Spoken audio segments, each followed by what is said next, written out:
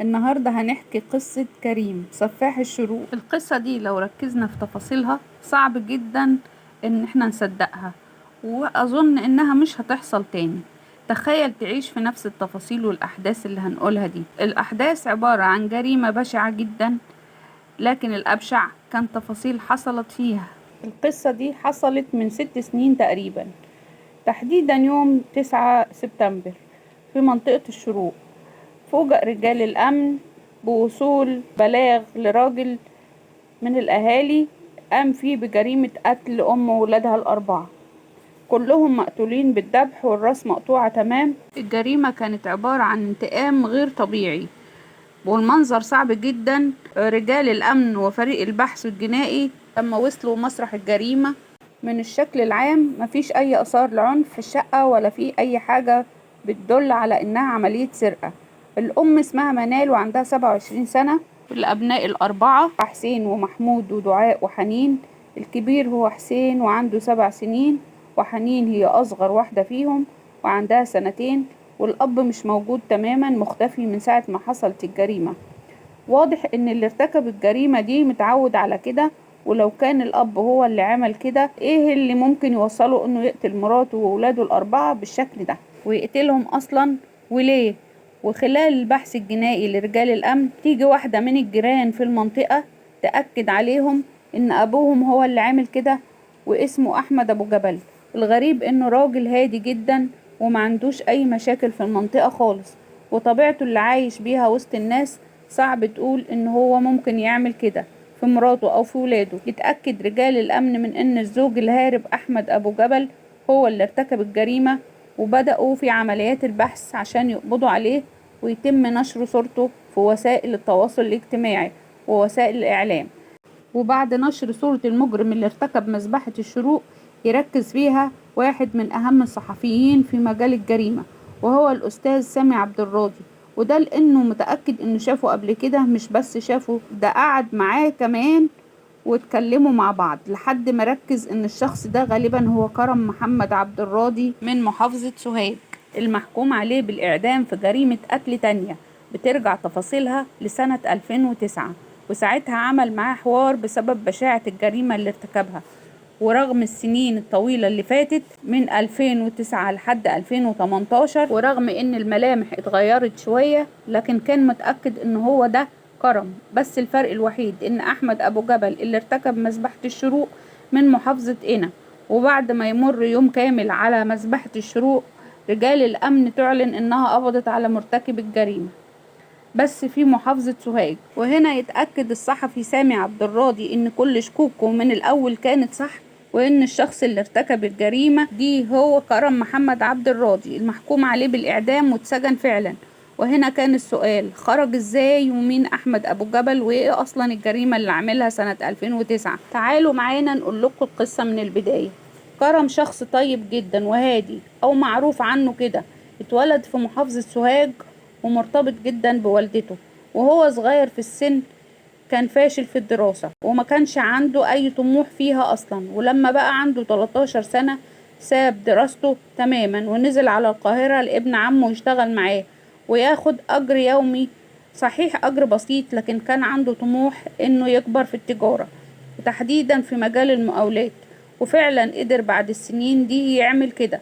وفي سنة 2004 استقر في منطقة العمرانية في محافظة الجيزة، وبقى شغله الأساسي في العقارات والأراضي.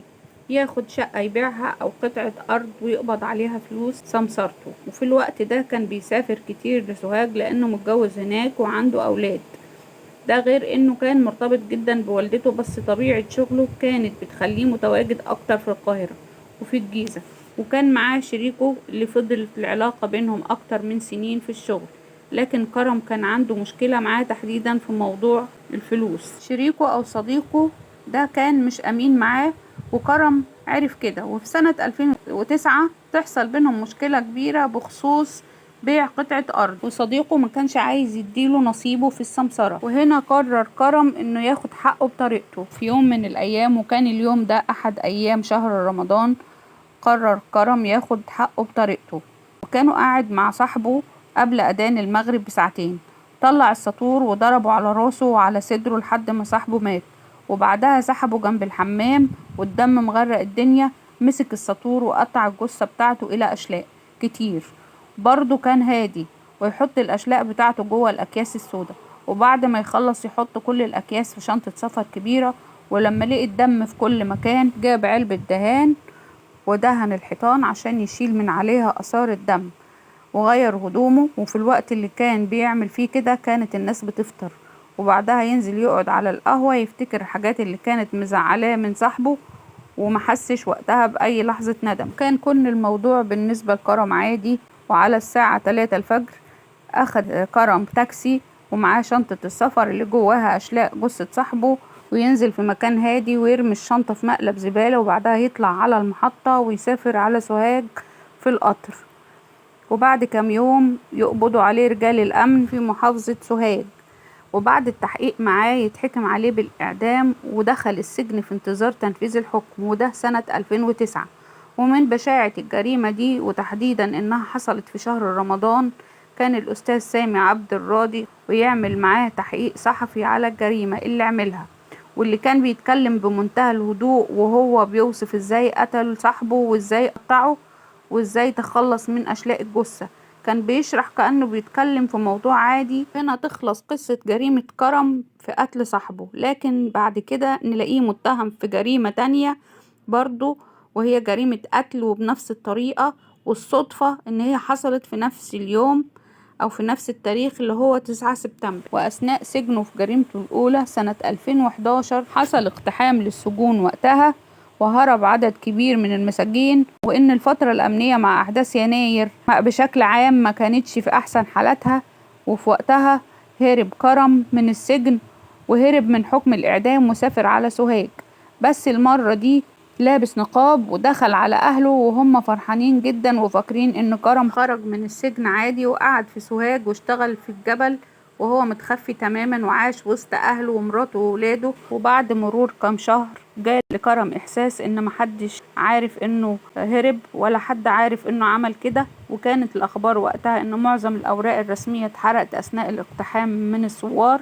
ده غير ان لو رجال الامن حبت تدور عليه هتكون سوهاج هي اول خطوة هيبدأوا منها. عشان كده قرر كرم يغير رأيه وفي سنة 2012 ينزل القاهرة ويستخبى في الأماكن الزحمة اللي هناك، وسمى نفسه أبو جبل وعاش وسط الناس ومحدش عارف هو مين خالص. وفي نفس السنة دي يتعرف على منال اللي أصغر منه في السن، أعجب بيها وقرر إنه يتجوزها، وعرفها إن اسمه أحمد أبو جبل وإن ده اسم الشهرة. قال لها إن في الصعيد بيكون ليهم أكتر من اسم وإن اسمه الحقيقي كرم. منال ما كانش فارق معاها اسمه ولا هو مين، مش شايفة قدامها غير راجل محترم وهادي وواضح عليه إنه تاجر. وفعلا خلال وقت قليل جدا اتجوزوا. والغريبة إن الجواز يتم بورق رسمي وباسمه الحقيقي، واعتمد في تصرفاته على إن مصر كانت مش مستقرة أمنيا وصعب حد يقبض عليه. كمان كان ذكي جدا، اتجوز منال على أساس إنه ساكن ومقيم في مدينة الصف في محافظة الجيزة، وقعدوا هناك كام سنة وربنا رزقهم بولاد وكان عددهم 4. وبعدها نقل حياته بداية 2016 لمنطقة الشروق وعاش واستقر هناك مع مراته باسم أحمد أبو جبل. وكان الجيران عارفين كده، شخص هادي ومحترم وما عندوش أي مشاكل مع حد، وواضح إنه مش عايز يعمل أي حاجة تخليه يروح لأي قسم من أقسام الشرطة، وتفضل الحياة بينهم هادية ومستقرة تماما لحد ما يظهر في الصورة شخص اسمه عودة. والشخص ده بقى قريب جدا لأحمد أبو جبل، اشتغلوا هما الاتنين مع بعض والعلاقة بينهم كانت كويسة جدا. وفجأة كرم يجي له إحساس إن عودة على علاقة بمراته. ما نعرفش الإحساس ده فضل يكبر في عقل كرم لحد ما صدقه ويتكلم مع منال وتحصل بينهم خناقة، وتكبر الخناقة دي لحد ما مراته تضربه بالقلم على وشه لأنه واضح إنه غلط فيها غلط كبير. ووقتها كرم يطلقها، لكن الجيران تتدخل لأنهم بيحبوهم جدا وشايفين إنهم ناس محترمين جدا، وده غير ال4 أطفال اللي عندهم. بيقنعوا أحمد أبو جبل إنه يرجع فيه القرار ده ويكمل حياته مع مراته ومع ولاده. كرم قعد سمعهم ووافق يرجع في قرار الطلاق، بس اللي في دماغه حاجة تانية خالص. يقرر إن الألم اللي أخده على وشه ده هيكون عقابه كبير جدا، والعقاب ده انه يقتل مراته وولاده. وبدأ يحضر الخطة، نزل اشترى كمية كبيرة من دواء منوم من الصيدلية، وفضى الدواء في مبرد المية اللي موجود في الشقة، واطمن ان كل اللي موجودين شربوا منه، اللي هم مراته وولاده الأربعة. وفي يوم 9 سبتمبر برضو بنفس سنة 2018 الساعة 2 بالليل يقرر ينفذ جريمته، ويدخل السكينة الأول على مراته ويقتلها ويفصل الراس عن الجسم خالص، وبعدها يدخل على ولاده الأربعة ويعمل نفس الحاجة، وبعدها يكلم أخت عودة صاحبه ويعرفها إنه قتل مراته وولاده، وإنه لو شاف عودة هيقتله هو كمان، وهي اللي اعترفت عليه. بعدها نزل كرم، لبس النقاب وراح على محطة القطر يسافر لسوهاج، ونفس السيناريو بيتكرر. الجيران كلهم عارفين انه احمد ابو جبل ومن محافظة قنا، وده لان اللي قالوا لرجل الامن لما بلغوا عن مذبحة الشروق. وسافر كرم على سوهاج، وكان متأكد انه هيهرب زي ما عمل قبل كده، وانه صعب جدا يوصل له حد، لكن اللي يحصل عكس كده خالص. وهو في القطر كلم واحد من اصحاب المحلات في منطقة الشروق يطمن على مراته وولاده عشان يحاول يتصل عليهم كأنه بيعمل تمويه، لكن بالصدفة كان واحد من رجال الأمن واقف جنب صاحب المحل ده وطلب منه يرد عليه، بس يحاول يطول معاه في المكالمة شوية، وفعلا عمل كده. وبعدها تم رصد إحداثيات المكالمة، وهنا عرف رجال الأمن إنه متجه على الصعيد، وتم القبض عليه وهو لابس النقاب قبل ما يوصل قريته في محافظة سوهاج. وبعد ما اتقبض عليه تمت محاكمته واتحكم عليه بالإعدام مرة تانية غير الإعدام بتاع قصته الأولى وقتله لصاحبه.